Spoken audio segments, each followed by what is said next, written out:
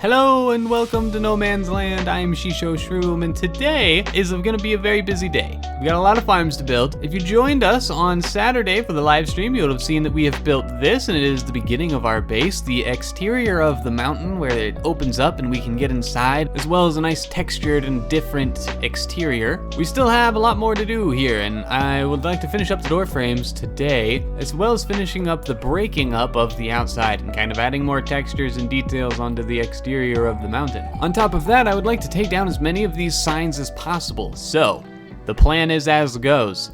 Building an iron farm on that hill right behind me. We're actually going to take the mountain up a little bit higher, and at the peak of the mountain will be the kill chamber for the iron farm, and it will be 3 layers of spawning iron golems from there. After the iron farm, I would like to take a trip into the nether and set up a gold farm for all the necessary iron and gold for the villager trading hall, as well as a hoglin farm so that I don't have to worry about running out of food. After finishing the hoglin and gold farm, we're going to take these villagers, bring them into the hollow area of the mountain, and start setting up the villager trading hall. As soon as I can convert all of those villagers into zombies and then cure them again and get their trade super cheap, we'll have a villager trading hall set up right here in what will be the hallway of the interior of the mountain. After that, I'll be able to move this entire setup inside the mountain and kind of clear out this area. I'm then going to excavate out this corner of the dirt and set up the tree farm right in there. And then finally, we're going to finish off today's episode with the texture and detail work of the mountain. Let's go ahead and get that iron farm taken care of.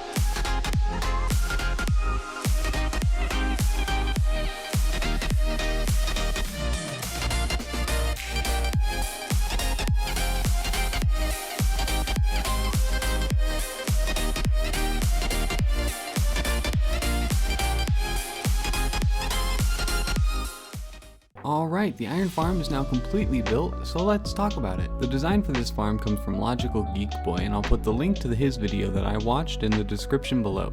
I built 3 layers to the iron farm. There are 12 villagers and 1 pillager on every layer. The pillager will bob up and down in his little compartment as soon as I remove the dirt block. As the pillager bobs up and down, the villagers will get scared. When the villagers get scared, they spawn an iron golem on their spawning platform. The iron golem goes down the water path and falls down into a kill chamber down here at the bottom. The kill chamber funnels the iron golems into some lava where they die and their resources are collected into a chest below. When I've run the farm for long enough, I'm going to put down some more hoppers and take the output from all of them into a storage system somewhere down below. So let's see what this guy looks like when it's all turned on.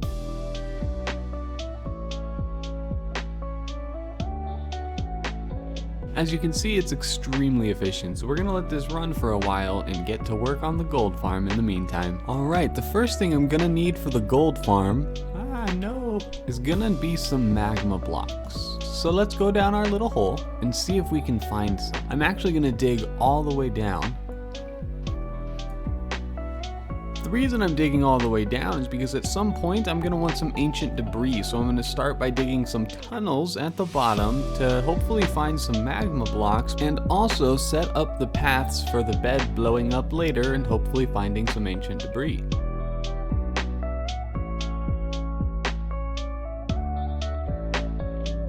This method worked for a short while, but at the end of the day we're here to build a gold farm, not dig out ancient debris. So I went above the ground to find some exposed magma blocks, and immediately this became way better.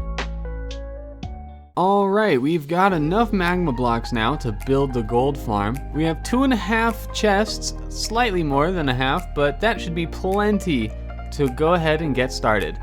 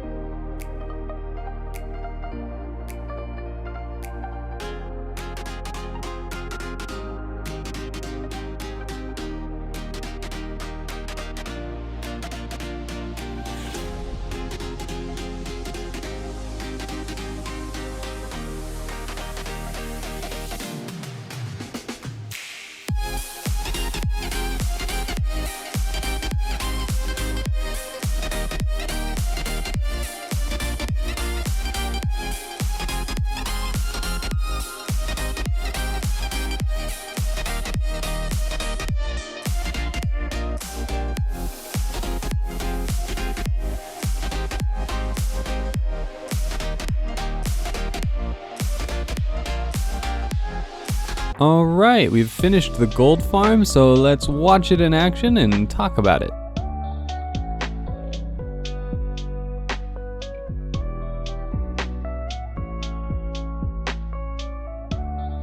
Alright, the farm works by having 3 layers of magma cube rings where the zombie piglin can spawn. I stand in the center and I have just a little bit of window gap to see these piglins crammed over in their little corners, safe and protected, and keeping all of the other ones angry. The spawn circles are 25 blocks at their inner ring, 36 blocks at their outer ring. This provides a huge area for the zombie piglins to spawn and allows for them to spawn very quickly. With there being more options for them to spawn on, they spawn a little bit more frequently. There are also 4 kill chambers, one on every side, and this way the zombie piglin don't group up as much, and so they don't get as congested and they don't back up nearly as much with 4 kill chambers, and they're dying 4 times as faster, which is allowing more of them to spawn more frequently and giving huge amounts of drops per hour. The items are being sorted. The zombie piglin heads in the middle, gold bars on the left, gold nuggets on the right. I will eventually have to upgrade this. I initially wanted it to be more chests and more sorters for the gold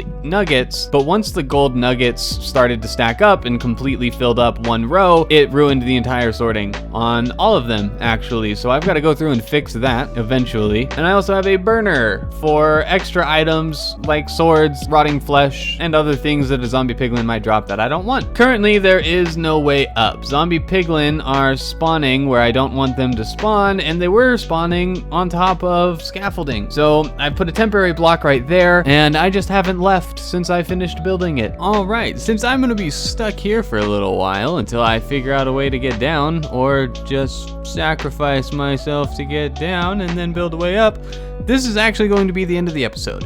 I know we have a few more plans, and I will get to the villager trading hall, and I will get to clearing out the rest of that mountain and setting up the tree farm. However, these two farms took a very long time to make. This is actually a week's worth of building farms. So that's what we're gonna call it today, and I really hope you guys enjoyed it. If you liked this video, like it. Let me know that you liked it. Tell me what you think. Thank you so much for watching. I hope to see you guys next time.